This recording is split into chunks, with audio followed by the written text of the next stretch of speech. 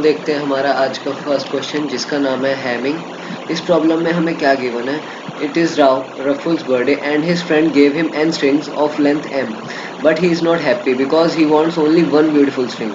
अब beautiful string देखने के लिए हमें क्या कंडीशन गिवन है? The string s is considered beautiful only when the sum of the Hamming distances between it and each of the n strings is minimum. Hamming string से हमारा मतलब क्या है इस क्वेश्चन में? Hamming strings में ना आप अगर चाहें तो इस लिंक से रीड भी कर सकते हैं। मैं समझा देता हूँ हैमिंग स्ट्रिंग से क्या मतलब होता है। हमें अगर मान लो जैसे ये बोला है हाँ, तो अगर हमें बोला है कि आई एम अ स्टूडेंट, अगर ये चीज़ गिवन है, ठीक है, और इनके बीच में कोई स्पेस नहीं है, ये कंबाइन है, या ऐसे लिख लेते हैं A B C D E F G H, ठीक है, और ऐसे लिख लेते हैं A B C D G H I, ठीक है। तो अब देख लेते हैं और एक और स्ट्रिंग ले लेते हैं जैसे C D E D H I M, ठीक है। तो अब अगर देखें ना तो हमें जैसे मान लो ये तीन गिवन है, ठीक है, हमें तीन स्ट्रिंग्स ऐसे गिवन है और हमें बोला है कि हमें ना हैमिंग स्ट्रिंग्स इसको मिनिमाइज करना है, जो हमारा हैमिंग डिफरेंसेस होगा। अब हैमिंग डिफरेंसेस क्या होता है? हमारे जो कॉन्जिक्यूटिव वर्ड्स होते हैं ना, जैसे मान लो हमारे इस केस में क्या है कि जो इस पोजीशन पे, जैसे अगर मान लो हमारा आई यहाँ पे है, तो ये वाली जो 0th इंडेक्स है इस पोजीशन पे जो भी हमारे पास ये कैरेक्टर्स होंगे ना, ये वाले जो 0th इंडेक्स में है हर स्ट्रिंग के, इनके बीच का जो डिफरेंसेस होगा ना वो मिनिमम होना चाहिए। अब डिफरेंसेस मिनिमम का क्या मतलब होता है कि जैसे मान लो इसके और इसके बीच में डिफरेंस कितना है? 0, ठीक है।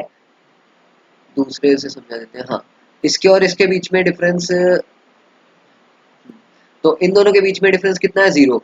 इन दोनों के बीच में डिफरेंस कितना है? 2, ठीक है। तो अगर हमें मान लो ये बोलना है कि हमें ना इन दोनों के बीच का डिफरेंस मिनिमम रखना है, तो हम कौन सी स्ट्रिंग लेंगे? हम वो स्ट्रिंग लेंगे जिनका जो डिफरेंस है, मतलब हम वो स्ट्रिंग्स लेंगे ना, हम इस पोजीशन पे वो वाला कैरेक्टर लेंगे जो कि सबसे ज्यादा बार अकर हो रहा होगा यहाँ पे, क्योंकि अगर हमें डिफरेंसेस मिनिमम रखने हैं जैसे, तो उस केस में हमें क्या करना पड़ेगा? हमें मैक्सिमाइज किसको करना पड़ेगा? हमें मैक्सिमाइज करना पड़ेगा सिमिलर कैरेक्टर्स को, है ना। तो हमें क्या करना पड़ेगा? अगर मान लो हमें यहाँ पे जैसे देखना है कि सबसे कम डिफरेंस कौन से कैरेक्टर्स में आ रहा है, तो वो तो उन्हीं में आएगा ना जिनमें कि जैसे मान लो सिमिलैरिटी सबसे ज्यादा होगी। तो उसके लिए हम क्या कर सकते हैं कि जैसे हम वो देख सकते हैं कि जैसे हमारे पास ये पोजीशन है, तो इस पोजीशन में ऐसा कौन सा कैरेक्टर है जो कि सबसे ज्यादा बार आ रहा है। तो जो सबसे ज्यादा बार आएगा, मतलब जिसका काउंट सबसे ज्यादा होगा, है ना, वो हमारा क्या करेगा? वो हमारा हैमिंग स्ट्रिंग्स को मिनिमाइज करने में मदद करेगा। मतलब उनके बीच का जो डिफरेंस होगा उन कैरेक्टर्स में, मतलब वो सबसे कम होगा, है ना। जैसे अगर हमें मान लो ए और सी में कंपेयर करना पड़े तो ए तो 2 हो गया, है ना, और ए में कंपेयर करना पड़े तो ये 0 हो गया। तो हमें वो वाला कैरेक्टर लेना है इस पोजीशन पे जिसका कि जो सबसे, मतलब इन तीनों में से जो भी हमारे पास सबसे कम होगा ना डिफरेंस, हमें वो लेना है इस केस में।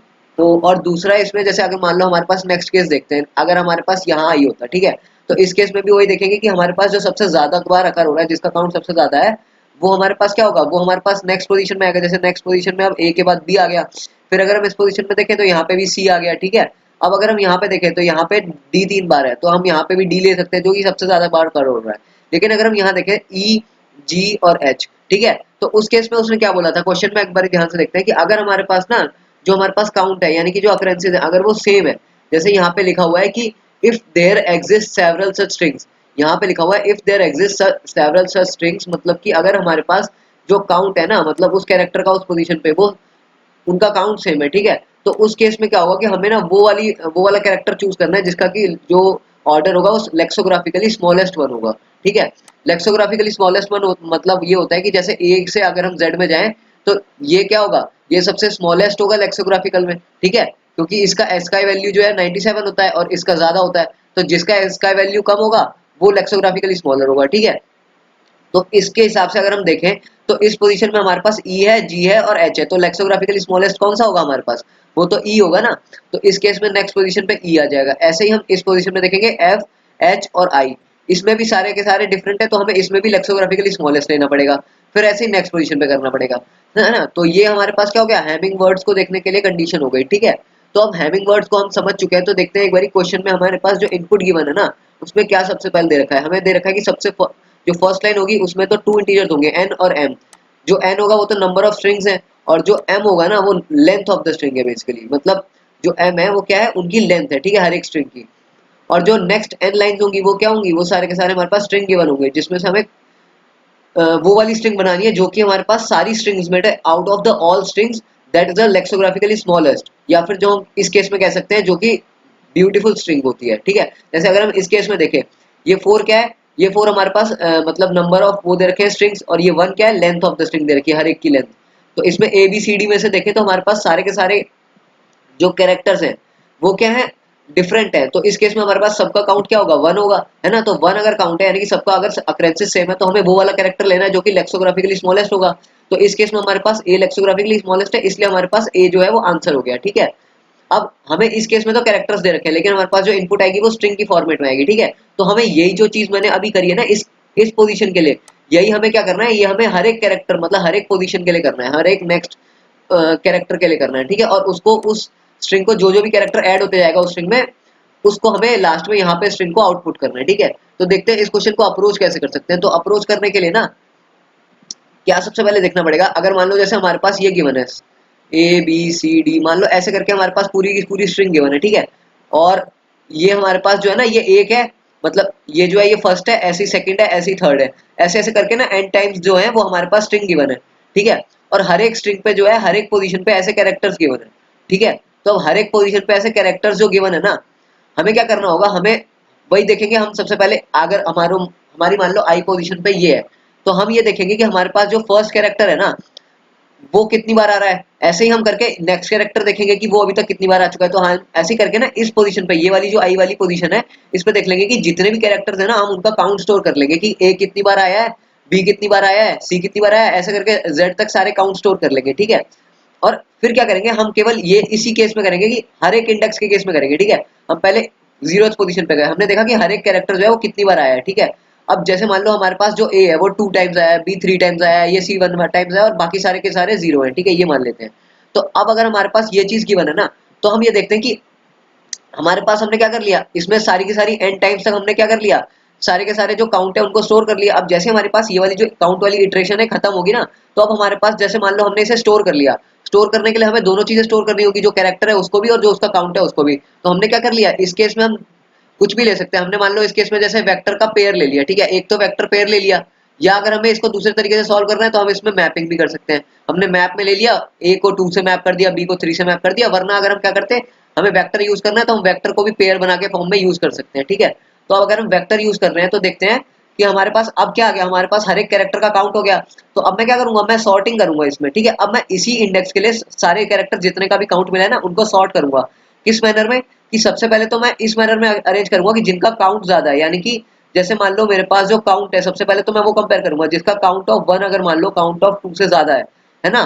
तो वो तो एक तो इस मैनर में अरेंज हो जाएगा। और दूसरा तरीका, मान लो अगर ये चीज नहीं होती है, ठीक है, अगर ये चीज है दोनों काउंट अगर बराबर होते हैं ना, तो उस कंडीशन में क्या होगा, अगर दोनों काउंट बराबर होंगे हमारे, तो उस केस में मैं क्या देखूंगा, जो मेरे पास जो कैरेक्टर है ना, मान लो ये चीज जो मेरे पास फर्स्ट वाला है, मतलब वेक्टर का जो फर्स्ट हमारे पास पैरामीटर है, जो कैरेक्टर है ये, वो स्मॉलर होना चाहिए सेकंड वाले से, ठीक है। यानी कि ये मैं क्या कर रहा हूँ, ये मैं उसे लेक्सोग्राफिकली स्मॉलर को वो कर रहा हूँ, अरेंज कर रहा हूँ, ठीक है। अगर मेरे पास क्या है, काउंट अगर सेम है तो उस केस में ये चीज फॉलो होगी, मतलब जो मेरे पास फर्स्ट पैरामीटर है ना, ये सेकंड नहीं होगा, बेसिकली ये भी फर्स्ट ही होगा। पर ये मान लो जैसे वेक्टर 1, जैसे हम सॉर्टिंग में समझते हैं ना कि जैसे दो हमारे पास कैरेक्टर्स आए, मैंने क्या देखा, मैंने उस वेक्टर जो मतलब 1 है उसका फर्स्ट वो देखा कि हमारे पास फर्स्ट जो है उसका काउंट वो उसका हमारे पास जो कैरेक्टर है वो कितना है, ठीक है। और मैंने अब देख लिया कि दूसरा वाला जो है ना, उसका फर्स्ट वाला पार्ट जो है वो कितना है, मतलब उसका जो कैरेक्टर है वो कितना है। दोनों के हम बेसिस में क्या देख रहे हैं, दोनों का कैरेक्टर कंपेयर कर रहे हैं। जैसे अगर मान लो ए जो है छोटा है बी से, तो वो उस केस में लेक्सोग्राफिकली स्मॉलर जो है वो ए पहले आएगा, ठीक है। तो हम यही यहाँ कर रहे हैं, ठीक है। तो हम दोनों का फर्स्ट पार्ट कंपेयर करेंगे और दोनों को ना असेंडिंग ऑर्डर में अरेंज करेंगे अगर हमारे पास काउंट इक्वल है। वरना तो हम सबसे पहले ये देखेंगे कि अगर काउंट बड़ा है तो काउंट को हम उसको काउंटिंग वाइज अरेंज करेंगे, ठीक है। तो अब इस केस में तो हमारे पास क्या हो गया, सॉर्टिंग में अरेंज हो गया। अब हमें कुछ नहीं करना, अब हमारे पास सारे के सारे कैरेक्टर्स क्या हैं, वो इस मैनर में अरेंज है, जिस मैनर में हमारे पास क्या चाहिए, जिस मैनर में हमें हमारा ऑर्डर चाहिए। और हमें उसमें से कौन सा वो कैरेक्टर लेना है जो कि सबसे मैक्सिमम नंबर ऑफ टाइम्स अगर हो, और अगर हमारे पास काउंट इक्वल है तो हमें ये वाला हमें कंडीशन फॉलो होना चाहिए। तो अब हमने ये देख लिया कि हमारे पास ना ये वाली जो कंडीशन है ये क्या देगी, हमें डिक्रीजिंग ऑर्डर में सारे के सारे वो दे देंगी कैरेक्टर्स। तो अब डिक्रीजिंग ऑर्डर में जब हमें दे रही है ना, तो उसमें से मेरे को कौन सा वाला ये कैरेक्टर चूज करना है केवल इस पोजीशन के लिए, वो कैरेक्टर जो कि मेरे पास 0th इंडेक्स पे होगा। अगर मैं मान लो 0th इंडेक्स का ले लूं तो वो क्या होगा, वो मेरे पास काउंट में सारे कैरेक्टर से बड़ा भी होगा, और अगर मान लो काउंट में बराबर भी है तो भी वो लेक्सोग्राफिकली स्मॉलर होगा उस केस में, ठीक है। तो मेरे को बस यही करना है, मेरे को सॉर्टिंग करनी है, और उसके बाद जो फर्स्ट कैरेक्टर होगा ना मेरा, जो मतलब फर्स्ट पोजीशन पे होगा यानी कि 0th इंडेक्स पे, वो मेरे को बस आउटपुट कर देना है। आउटपुट करने के लिए बेसिकली मैं क्या करूंगा, स्ट्रिंग जैसे मेरे को इस केस में स्ट्रिंग अरे वो करनी है आउटपुट, तो मैं इसको ना एक आंसर स्ट्रिंग बना के उस आंसर में ऐड करते चले जाऊंगा और लास्ट में उस स्ट्रिंग को आउटपुट कर दूंगा, ठीक है। और यही मैं क्या करूंगा, यही हर एक आई की वैल्यू के लिए करूंगा। जैसे मान लो मैं इस पे चले गया तो मैं क्या करूंगा, फिर से वही करूंगा, हर एक कैरेक्टर के लिए क्या करूंगा, उसका काउंट स्टोर कर लूंगा। ऐसे करके मैंने वेक्टर बनाया, उसमें सारे के सारे काउंट स्टोर कर लिए जितनी बार भी वो अकर हुआ है, ठीक है। और उसके बाद उन्हें सॉर्टिंग कर दिया इस मैनर में, जिस मैनर में अभी समझाया मैंने, ठीक है।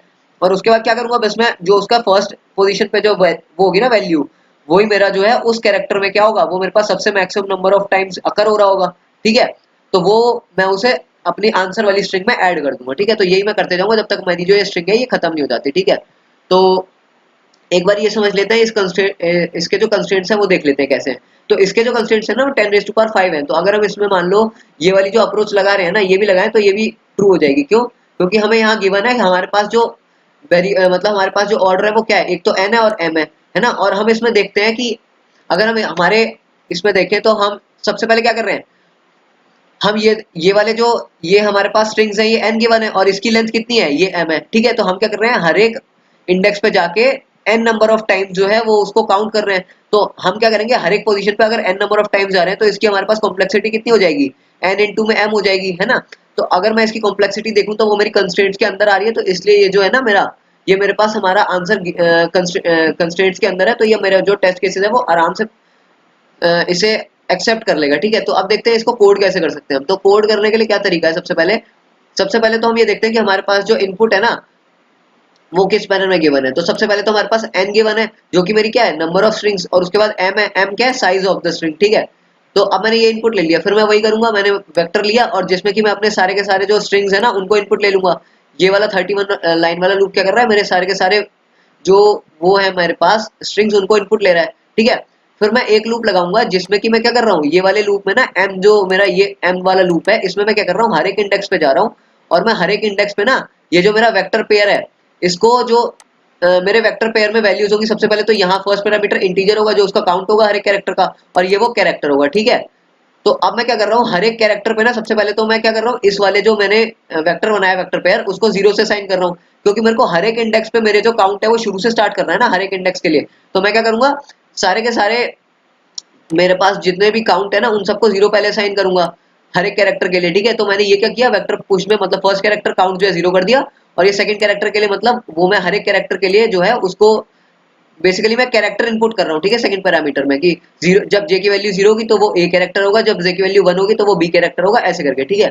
अब नेक्स्ट फॉर लूप में मैं क्या कर रहा हूँ, अब मैं यहाँ पे ये चेक कर रहा हूँ कि अगर मान लो मैं जैसे एनकाउंटर कर रहा हूँ, जैसे मैंने क्या किया, मैंने सबसे पहले तो एम जो मेरी वो पोजीशन है, मैं मान लो अगर 0th इंडेक्स पे हूँ तो मैं क्या करूंगा उस केस में, मैं 0 से लेके एन तक सारी स्ट्रिंग्स में जाऊंगा, ठीक है। और उसमें देखूंगा कि जो मेरे पास जैसे मान लो जे की वैल्यू अगर 0 है तो उस केस में क्या होगा, अगर मैं फर्स्ट स्ट्रिंग में हूँ तो मैं जो जे ऑफ 0 है ना, जे ऑफ 0 का क्या मतलब होता है, अगर मैं फर्स्ट स्ट्रिंग में हूँ और उसके फर्स्ट कैरेक्टर में हूँ, ठीक है, तो मैं उसको कंपेयर करूंगा, क्या वो मेरा जो है अगर मैं उसको ए से माइनस कर दूं तो ये मेरा क्या तरीका होता है, ये मेरा तरीका होता है उसकी एस का वैल्यू उसको माइनस करके उसका जो पोजीशन है उसको निकालने का। जैसे अगर मैं मान लो मेरा यहाँ पे इस वाले कैरेक्टर की वैल्यू अगर ए होती तो ए माइनस ए 0 हो जाता, तो वो मेरा 0th इंडेक्स होता। ऐसे ही 0 से लेकर 25 तक मेरे सारे इंडेक्स हो जाएंगे इसमें स्टोर, ठीक है। तो मैं अब उस इंडेक्स पे जाके ना उसका जो है काउंट बढ़ा दूंगा, यानी कि मैं क्या कर रहा हूँ, हर एक कैरेक्टर का काउंट बढ़ा दिया मैंने इस केस में, ठीक है। वेक्टर का मैंने फर्स्ट, क्योंकि फर्स्ट पैरामीटर मेरा कौन सा था, उसका अकरेंसेस के लिए था कि उसका काउंट स्टोर करूंगा, तो ये इंडेक्स क्या दे रहा है, मेरा उस कैरेक्टर का इंडेक्स दे रहा है। और फर्स्ट में मैं क्या कर रहा हूँ, उसको जो है उसका जो काउंट है वो इंक्रीज कर रहा हूँ जाके। और ये वाला जो लूप है ये मेरे सारे के सारे जितने भी कैरेक्टर्स होंगे ना उस इंडेक्स के लिए उनका काउंट स्टोर कर देगा वेक्टर में, ठीक है। अब मैं बाद में क्या करूंगा, जब मेरे पास सारे के सारे काउंट आ गए, अब मैं उन्हें इस मैनर में सॉर्ट करूंगा जिस मैनर में मैंने समझाया था कि ये जो कंपेरेटर है मेरा, ये क्या कर रहा है, ये मेरे पास ये दोनों मान लो जैसे मैंने कंपेरेटर में दो इसमें पैरामीटर्स दिए, ठीक है। अब दो पैरामीटर्स जो है ना ये देने के बाद मैं सबसे पहले तो देखूंगा कि क्या मेरे पास जो दोनों का काउंट है क्या वो सेम है। अगर मेरे पास दोनों का काउंट सेम है तो मैं उन्हें जो है लेक्सोग्राफिकल ऑर्डर में अरेंज करूंगा कि a dot second is less than b dot second, ठीक है। तो ये तो उन्हें एस का वैल्यूज के मैनर में अरेंज कर देगा लेक्सोग्राफिकल ऑर्डर में, ठीक है। और अगर ऐसा नहीं होता है, अगर उनका काउंट जो है वो मतलब नॉट इक्वल टू वो होता है, अगर नॉट इक्वल होता है तो उस केस में मैं क्या करूंगा, जो बड़ा होगा ना काउंट उसको मैं पहले अरेंज कर दूंगा, ठीक है। तो ये मेरा हो गया डिक्रीजिंग ऑर्डर में मैंने अरेंज सॉर्टिंग हो गई। अब मैं इसमें से क्या करूंगा, जो मेरे पास जो डिक्रीजिंग ऑर्डर के बाद जो फर्स्ट इंडेक्स बनेगा ना, जो मेरे पास 0th इंडेक्स बनेगा, है ना, वो क्या होगा, वो मेरे पास क्या होगा, या तो उसकी सबसे ज्यादा मतलब काउंट होगी, या फिर अगर काउंट सेम है तो वो लेक्सोग्राफिकली स्मॉलर होगा, है ना। तो वही मेरे पास क्या होगा, उस कैरेक्टर का मतलब वो स्ट्रिंग के लिए, फाइनल स्ट्रिंग के लिए वो कैरेक्टर मेरे पास वो वाला कैरेक्टर होगा बेसिकली, जो कि मेरे पास क्या है, जो कि मिनिमम ऑर्डर देगा हैमिंग डिस्टेंसेस के लिए, ठीक है। यानी कि जो मेरी ब्यूटीफुल स्ट्रिंग है ना, उसका वो एक प्रॉपर कैरेक्टर होगा वो उस केस में, ठीक है, as compare to other characters in that position. तो और लास्ट में ये मैं कब तक करूंगा, जब तक मेरे पास ये पूरा का पूरा जो एम वाला लूप है ना, ये वाला जो मेरे पास एम वाला लूप है ये खत्म ना हो जाए, और उसके बाद जो मेरी आंसर की स्ट्रिंग बनेगी मैं उसे बेसिकली सी आउट कर दूंगा। तो बस इतना ही करना था इसको इस वाले कोड में। तो यही थी हमारी इस क्वेश्चन के लिए अप्रोच।